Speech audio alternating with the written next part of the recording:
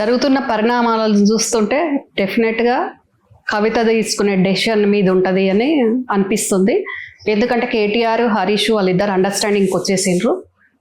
ఎవరికి వాళ్ళము చేస్తే మొత్తం పార్టీకే ప్రమాదం, మన ఉనికికే ప్రమాదం అయిపోతుంది అని అనుకొని పెద్ద అయినా కూడా చెరొక బాధ్యత అప్పచెప్పే అవకాశం ఉంది.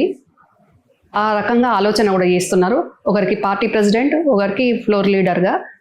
సో కవితను కొన్ని రోజులు సైలెంట్ ఉండు అని అంటే కూడా కవిత వినిపించుకోకుండా వెనుకబోడిపోతా అన్న దాంట్లో సీరియస్గా జాగృతి పేరు మీద కవిత ప్రజలకు వెళ్ళిపోతుంది. ఏ అంశం దొరికినా కానీ ఆ అంశాన్ని క్యాచ్ చేసుకుంటూ నాకు నేనుగా ఎట్లాగో వీళ్ళు నేను అనుకున్న ఇంపార్టెన్స్ ఇవ్వట్లేదు కాబట్టి నాకు నేను చేసుకుంటానే కవిత వెళ్ళిపోతుంది. కవిత చేసేది కూడా వీళ్ళకు నచ్చట్లేదు, అయినా కూడా కవిత వినట్లేదు. చెప్పినా వినట్లేదు. యాక్చువల్గా కవిత జాగృతి పెట్టద్దని స్టార్టింగ్లో కేటీఆర్ అన్నాడు. ఇంట్లో నాన్ననే ఉన్నాడు, పార్టీ మనది అయినప్పుడు జాగృతి పెట్టొద్దని ఆ రోజుల్లోనే స్టార్టింగ్లో అంటే కూడా కవిత వినకుండా డెఫినెట్గా నేను పెట్టుకుంటా అని పెట్టుకుంది. అప్పుడు కేసీఆర్ వద్దన్నా కూడా వినే పరిస్థితి లేకుండే. అప్పటి నుంచి ఇప్పటి వరకు కూడా తను ఏం చేయాలనుకుంటుందో అదే చేస్తుంది. ఈరోజు పార్టీ పరిస్థితి అగ్యమగోచరంగా అవ్వడానికి కూడా ఇట్లాంటి నిర్ణయాలు తీసుకునే ఈ పరిస్థితి దాపురించింది. సో అయితే కేటీఆర్ హరీష్ రావు ఒక తాటి మీదకి వచ్చిరని మీరు చెప్పగలుగుతున్నారు? డెఫినెట్ గా మొన్న జరిగిన మీటింగ్ అందులో భాగమేనా?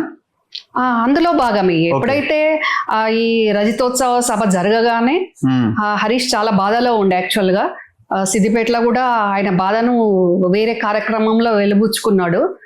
ఇంకా నేను ఎంత చేసినా, ఎంత లాయాలుగా ఉన్నా, ఎంత చేసినా నన్ను ఇబ్బందిగా ఉంది నా పరిస్థితి అని ఒక దగ్గర చెప్పుకొని ఏడ్చిన పరిస్థితి కూడా ఉంది హరీష్ రావు.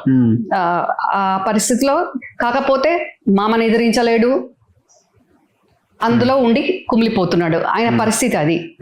ఇంకా కేటీఆర్కేమో మళ్ళా గవర్నమెంట్ వస్తుంది, నేను సీఎం అయిపోతాను అనుకుంటే ఇట్లా అయిపోయే పరిస్థితి. నేను మార్చమన్నలో నేను మార్చకపోయే, మార్చుంటే వేరే రకంగా ఉంటుంటే క్యాండిడేట్లను మార్చుంటే అనేది కేటీఆర్. నువ్వు మార్చుంటే ఈరోజు ప్రభుత్వం వచ్చేది, ఇంత ఇబ్బంది ఉండకపోయేది అనేది కేటీఆర్ వర్షన్.